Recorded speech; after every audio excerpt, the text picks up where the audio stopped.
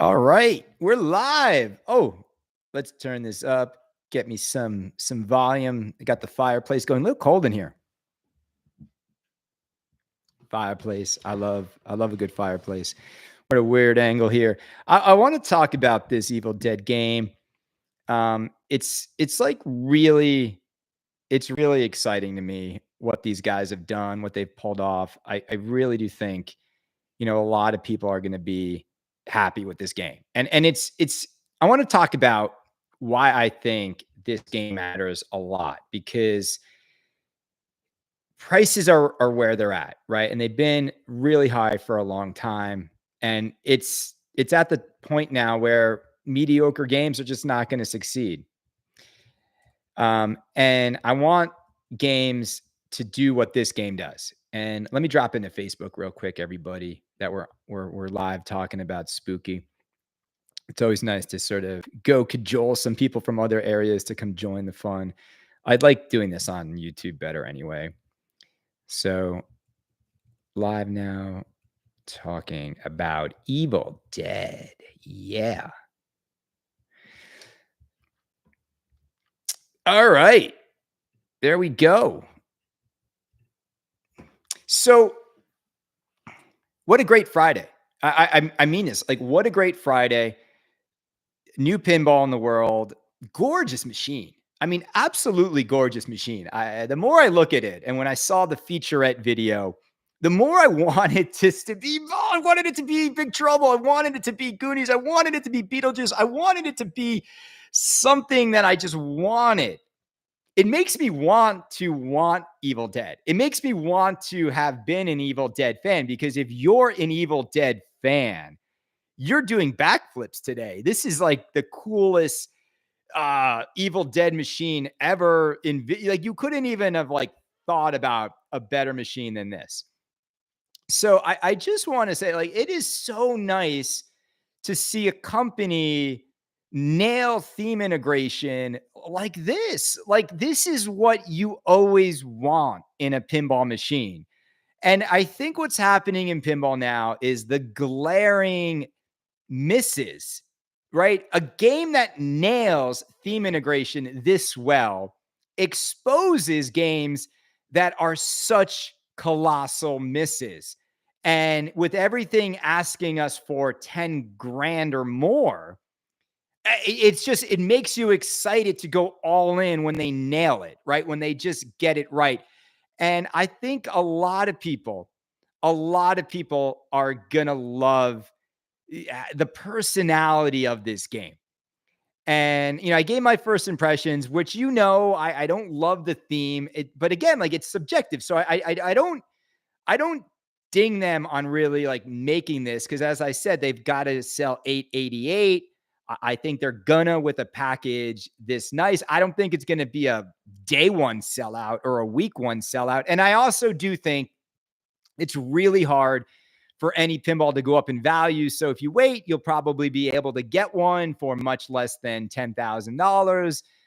But man, oh man, oh man, I think for me, the big story isn't that. The big story is Spooky Pinball, this tiny little company in Benton, Wisconsin, just nailed it.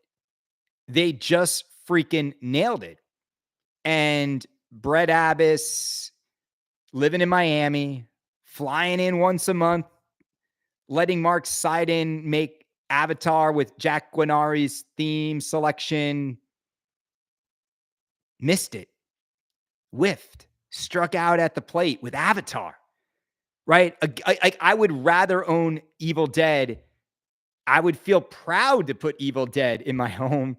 Whiffed on Avatar. Stern whiffed on John Wick. Whiffed on Venom. All the, like, how these big companies with hundreds of millions of dollars, billions of dollars, whiffing. And these dudes in Benton, Wisconsin, grew up with a bad father that let them watch horror movies. I'm being sarcastic. They grew up in love with this stuff. They're living a dream. They're making games based on stuff they love, and they're putting everything they love into the game. I can't say that about what I'm seeing over at Jersey Jack. From a lot of what I'm seeing at Stern, it doesn't feel like the love is there. It feels like they're answering assignments. It feels like they're under a crunch. It feels like they're under pressure. I don't get that when I see this game. I see a family run business that is making something that they would make for free. That's how much they love the stuff they're making. They would wake up and do this for free. Where everyone else, it's just starting to feel like they're doing it for a paycheck. They're making decisions for the bean counters. They're cutting corners.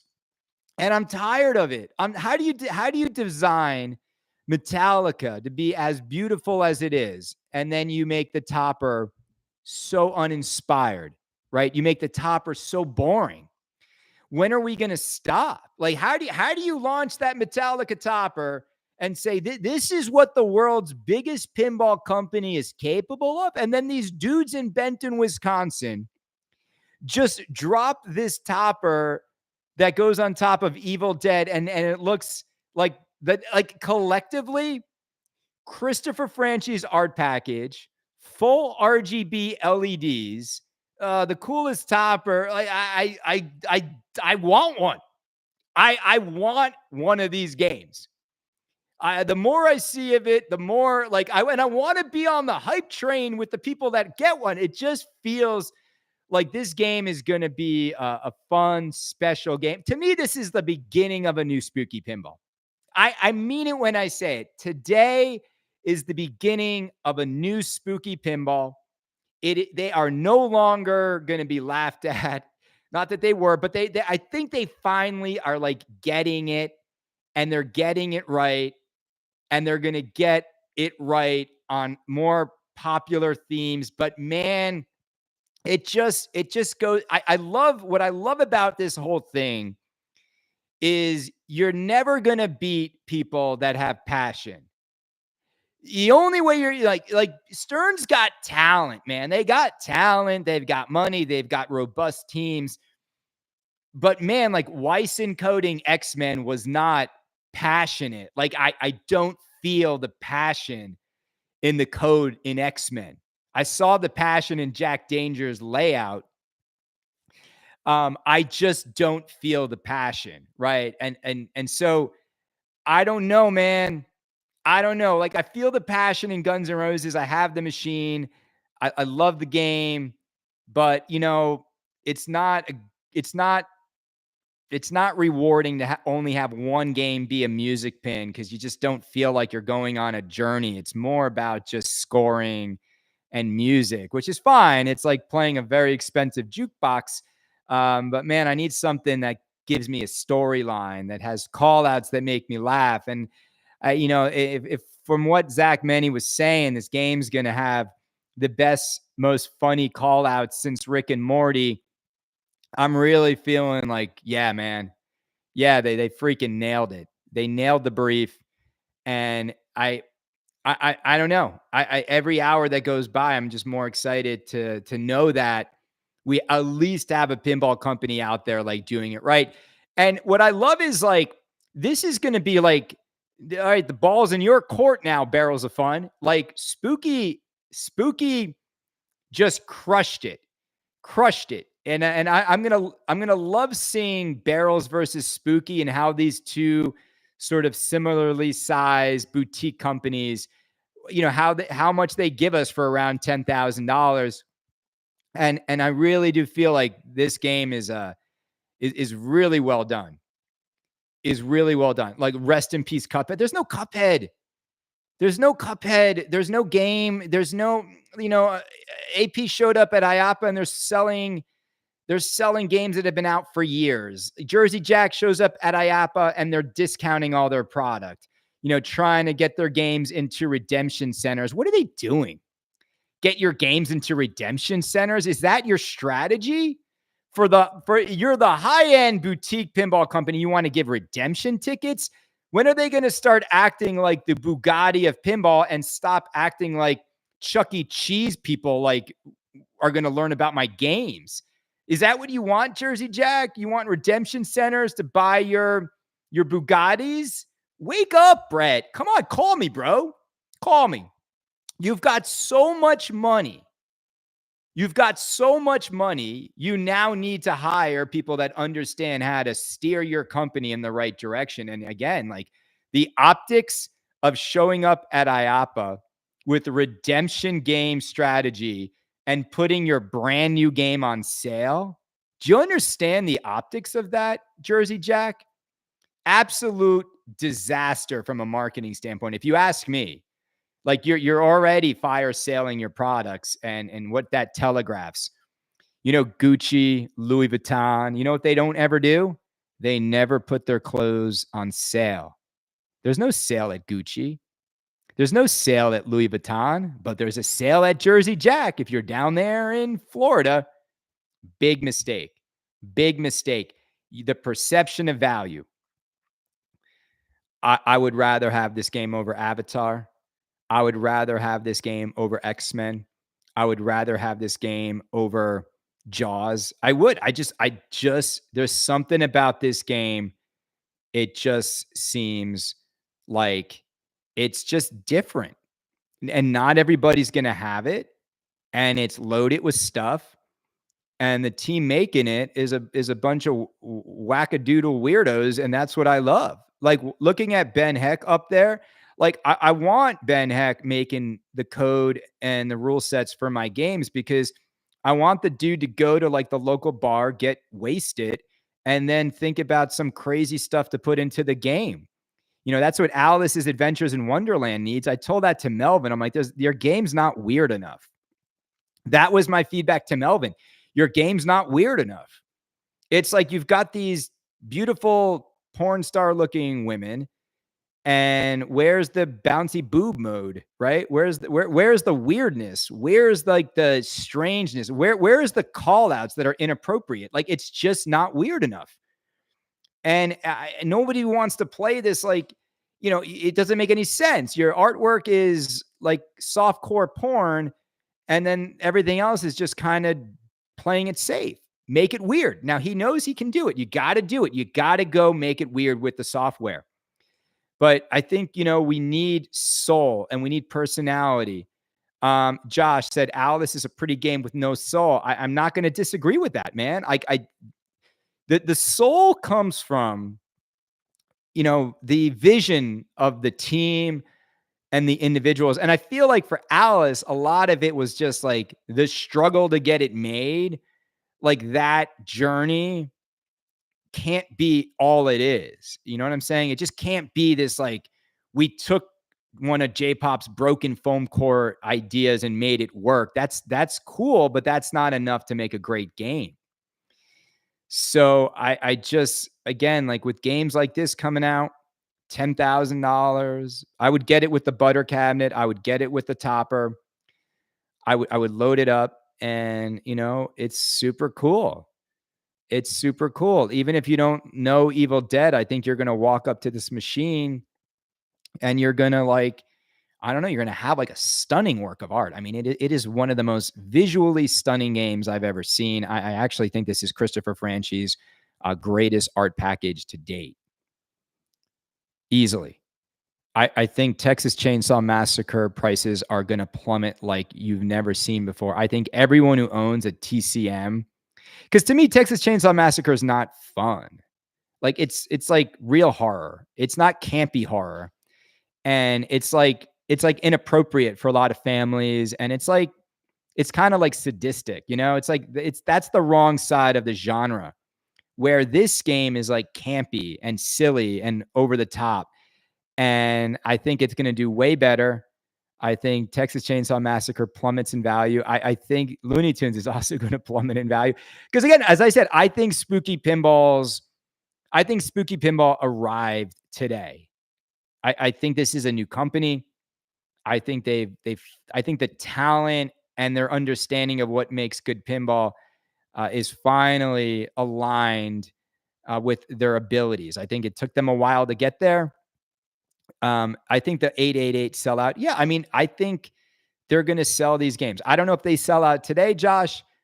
I still don't think they'll be like extremely hard to get. And I think there's going to be just a lot of happy people though.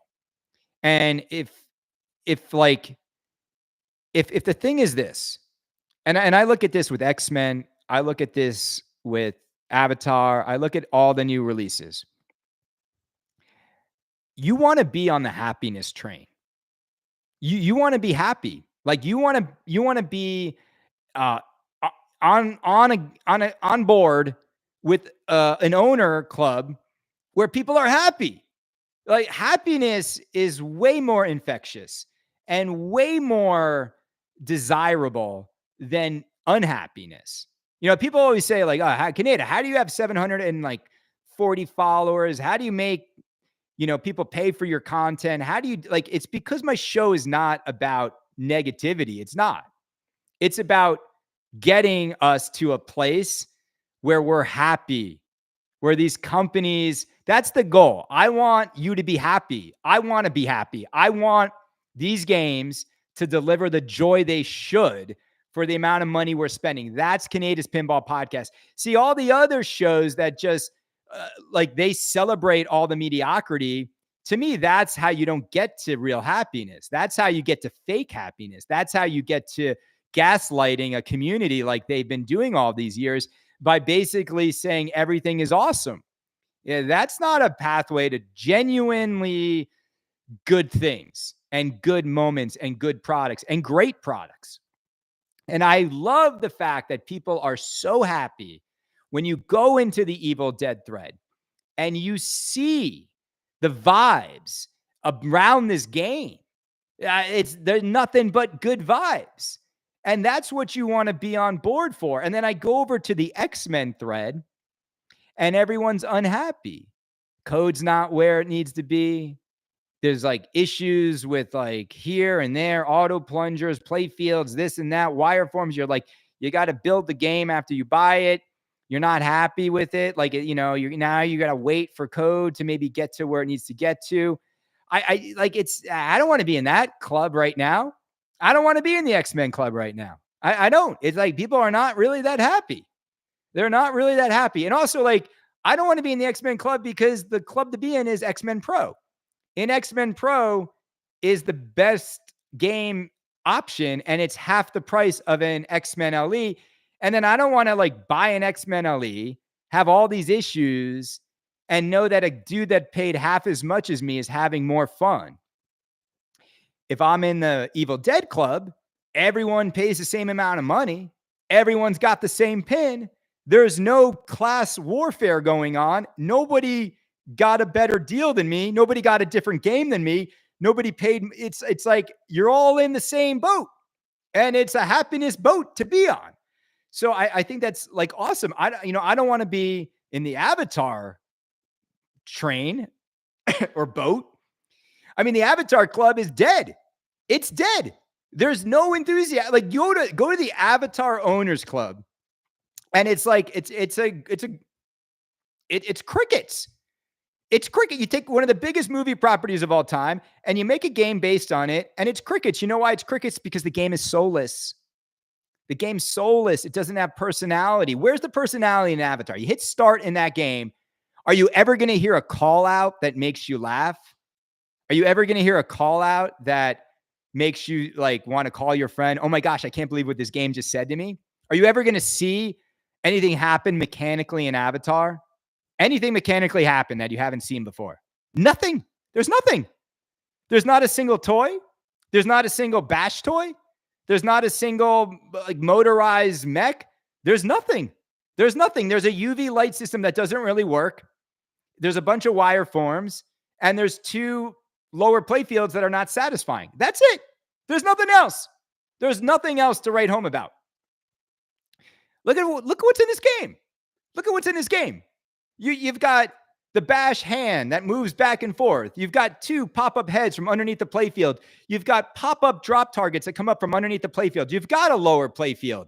You've got a cabin that locks balls physically that you can see, right? You've got a double barrel shotgun that you load the cartridges and you can shoot a double barrel shotgun from the shooter lane. I mean, just like all of those things, all of those things added up are awesome, right? And so like I just think like, the big companies have to wake up a little bit. And I've been talking to Stern and they're good guys over there and they mean really well. It's just you can't sell people on is passion. You can't instill common sense. Common sense. Like common sense, if we're going to make this beautiful Metallica game, is the cherry on top going to be a crappy topper? Right? Imagine making the most delicious ice cream sundae and then you put a rotten cherry on top of it and you say, "Here you go. Here's your sundae." That's what Stern did with the topper for Metallica. It's garbage. It's garbage. $1,000? $1,000 for that.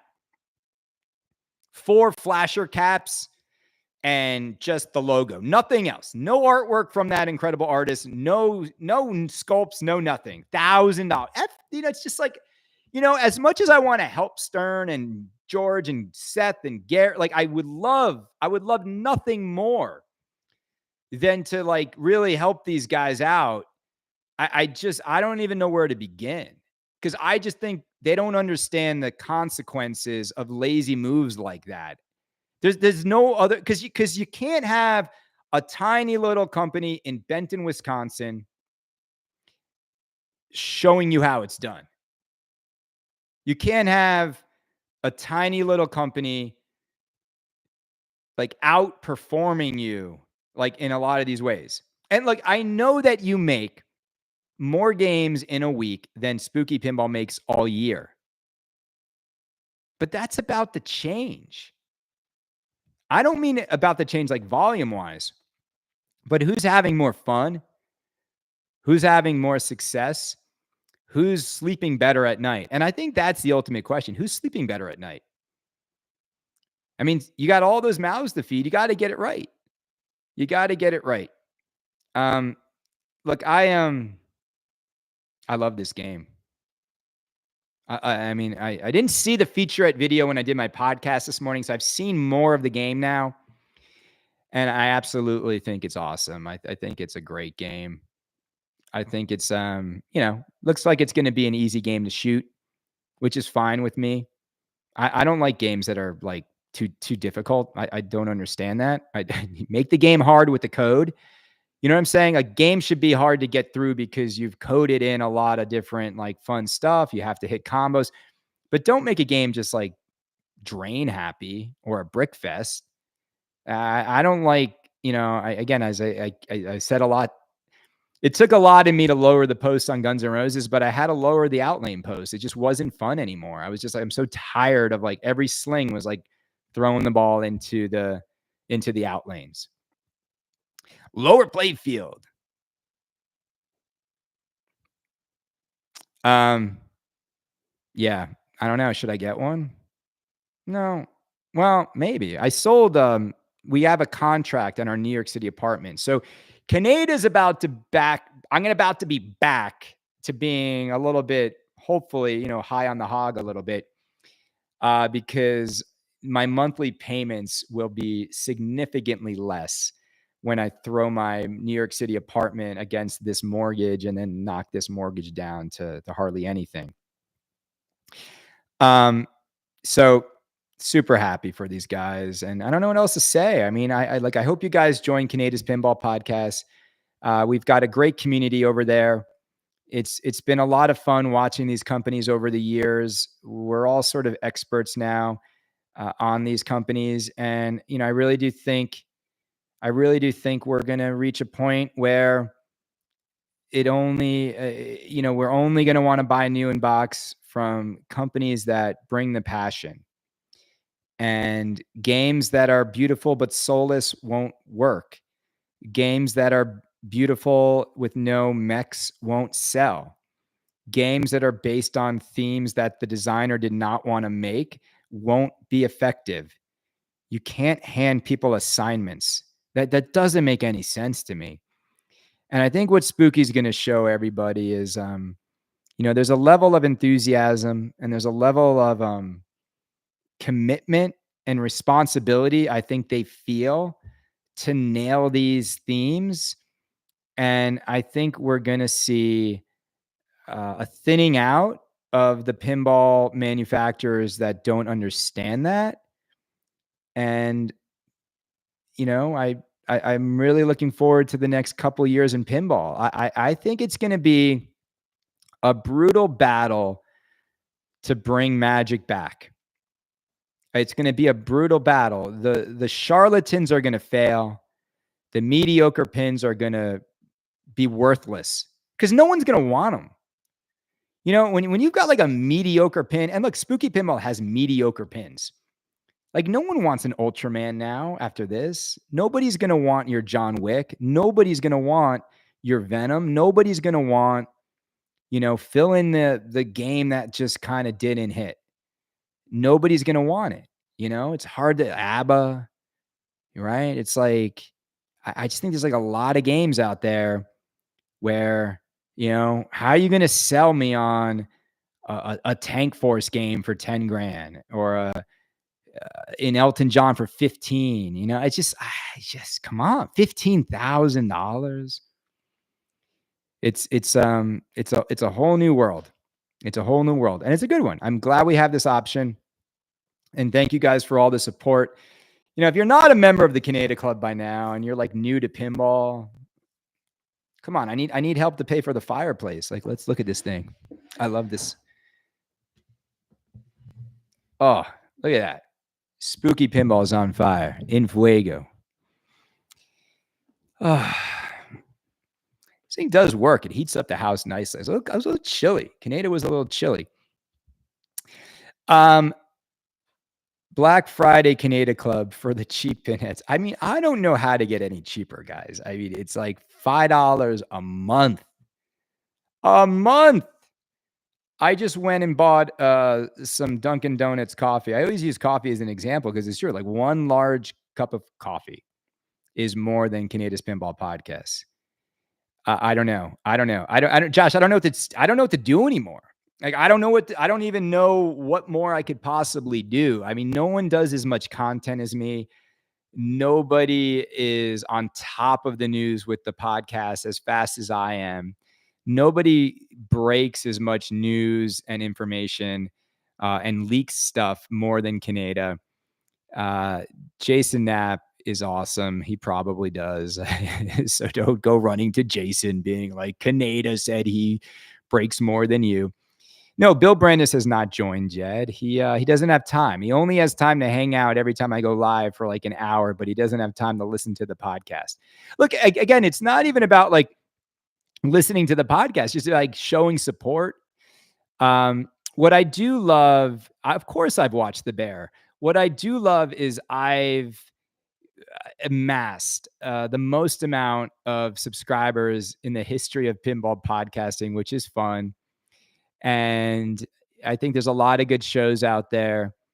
But, I think what makes the Canada Club different is we're not a bunch of pushovers. We're not a bunch of shills. Not that everybody is that. This is just me saying, like, I think my community has money. I think they're collectors. I don't think they're tournament players. I think they want to put fun stuff in their house, but I think they want to get what they're paying for. I think we love it when Stern knocks it out of the park, and I think we're embarrassed for Stern when they mail it in. Because Stern has to make 3 games a year plus like a vault. Stern's problem is consistently having to deliver a hit time and time again is their real issue. And Stern's biggest issue is basically burning their old buyers to create new buyers is going to be a huge problem for them. I'm pretty much a little bit more expensive than 1 gallon of 93 octane gas. Canada's fans equals high IQ with disposable income. Yeah, I mean, my fan base is pretty well off. Probably most of you are more well off than I am, but you know what it is again, gang. I look at life and, the woulda, coulda, shouldas of how we all could have made more money. To me, it's not just about that. It's about how enjoyable is every day. And, as long as you're not struggling and you have some peace of mind and you have your health and your happiness, I think you're doing pretty damn well in a world in which most people are poor. Most people are living in conflict regions of the world. Um, most people don't have opportunities. America is a beautiful country too. I've seen a lot of anti-American rhetoric. Ellen DeGeneres wants to go live in Europe. Good. Don't let the door hit you on the way out. What, like these losers who make all of their fortune with the opportunities of America. And the second they don't get their way, they turn their back on America. Like, get the F out of here. Like, I'm sorry, but that stuff just all these loser celebrities that want to leave now, go ahead.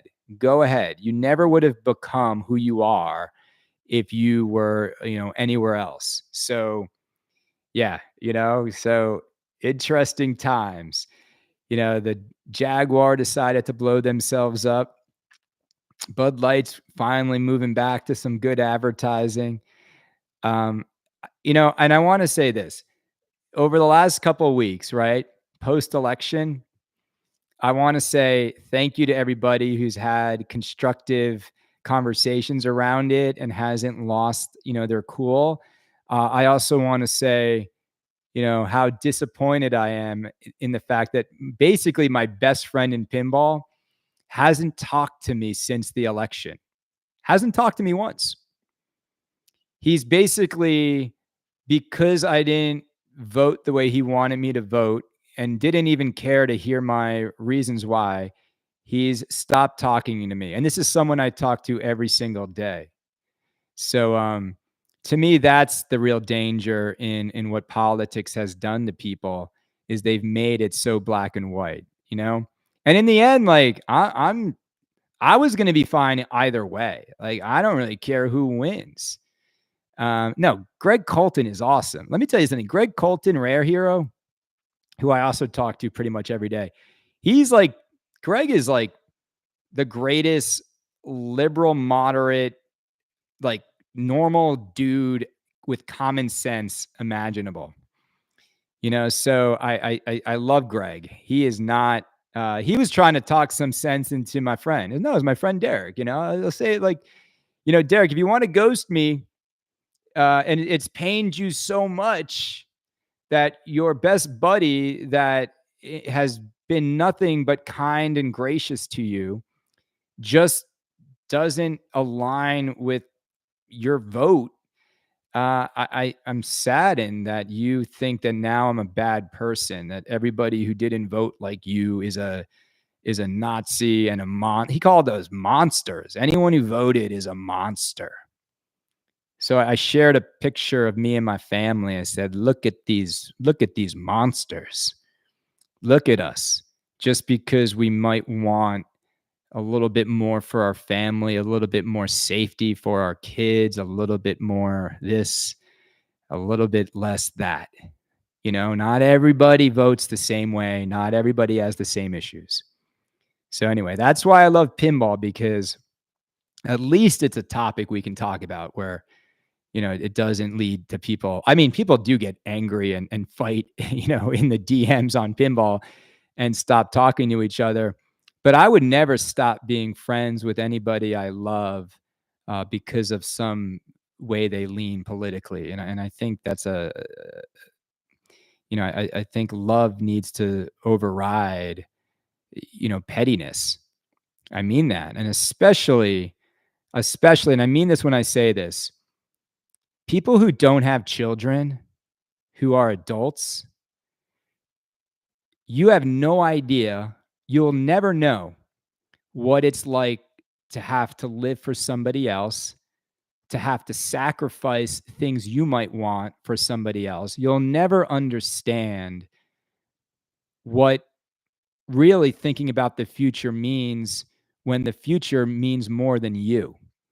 And, it's real easy to only think about yourself. Your biggest concern is where you're going to vacation next, what new car you're going to get, what meal you're going to go have, Yeah, enjoy all that because you'll never know what it's like to look at young children and need to figure out how do you pay for daycare? How do you get them educated? How do you prevent them from falling into the rabbit holes of social media? And you just want a better life for them. And yeah, I'm just going to say it. You want to put more money away for your family. Like these socialists, like get out of town, want to attack everyone who's worked hard for their money and do what? Build bigger government programs that have failed time and time again, increase the estate tax, increase the capital gains tax, and then launch crap like unrealized gain taxes, unrealized gains. Okay, then force, women's sports to have to like compromise who they're playing against. And it's stupid, stupid. I'm very socially liberal. Trust me, I'm the most socially liberal person you'll meet. Anyway, I always go off on these tangents lately because I've been bottling it up inside for so many years and I'm just tired of it all. I literally am tired of it all. Like, I'm not allowed to say how I feel. Like, you know what I'm saying? Like, have you noticed that vibe in America? Have you noticed how all of a sudden now, like, I'm not a MAGA hat wearing radical. Like, I'm not. Like, but I'm tired of always for the last 11, 12 years, I can never express how I feel at my job. I can never express how I feel in meetings. I can never like no one's I can never tell anybody, well, actually, I'm a guy, I'm a male in the demographic. I don't think like that. Like maybe I don't want to have everything I love like alter to include everybody, right? Maybe there's just Star Wars fans that skew more male and older, and maybe that's okay. Like everything doesn't have to be for everybody. And I've watched so much stuff just be like destroyed by people who don't even care about those things. All they care about is jamming down our throats their agenda and their social initiatives. And what they are really trying to do is 100% destroy so many institutions and so many things that have brought people so much joy because it didn't bring joy to them. And they don't care. They're not Star Wars fans. They're not video game players. Like why all of a sudden do you need to jam in to every single thing and you need to represent everybody in everything? So what? So Killian has to go watch Paw Patrol and you're going to have some non-binary dog, whatever the hell that means. So then he has to then be confused about what is going on here. And then the dogs don't even identify themselves as dogs. They can identify themselves as any furry creature. No, no. Dogs are dogs. Boys will be boys. It's okay if boys, like attractive women. We don't all have to have like blue hair and be angry at the world. We don't have to. Anyway, everybody, my channel, again, like you'll never find someone with more friends that are diverse. I respect and love everybody for their differences. But I also think there's something to be said about authenticity and being who you are and not always having to apologize for, being a boy, a man that has urges that men have and considers these things to be attractive and those things to be unattractive, right? Everybody's beautiful. Everybody's in shape. Everybody's sexy. Everybody, no, get out of here. I work really hard to be in shape. You know what I'm saying? Is like, yeah, you could put an out of shape guy on the cover of Men's Fitness. Why? Because he's mentally fit. Everyone's got mental health issues now. Everybody. If you don't want to go to work, you can take a mental health day now. Sure. Okay, cool. I used to have to go in, like, we did the job. Job sucked. I spent the first few years of my career at a photocopy machine. It wasn't fun. Couldn't take a mental health day. We strolled in, hung over from the club from the night before, spent my entire salary on bottle service at Marquee and Crowbar, had sparklers coming out with $400 bottles of Grey Goose, never once went home with a woman, never got lucky, but we kept doing it. Somehow we thought something was going to happen. Nothing ever did. We just lost all our money, but we had fun. We'd wake up, we'd go to like a deli or diner at like 6 a.m. and then be at work by 9 o'clock, hungover, still drunk from the night before. I haven't seen anybody. No one comes into work like that anymore. Nobody's like struggling. They just don't come in. They don't come in. Anyway, Franchi, great job on the artwork. Gang, I gotta go. This was my lunch break. I decided to talk to all of you. My phone's ringing. All right. Love you guys. Be good.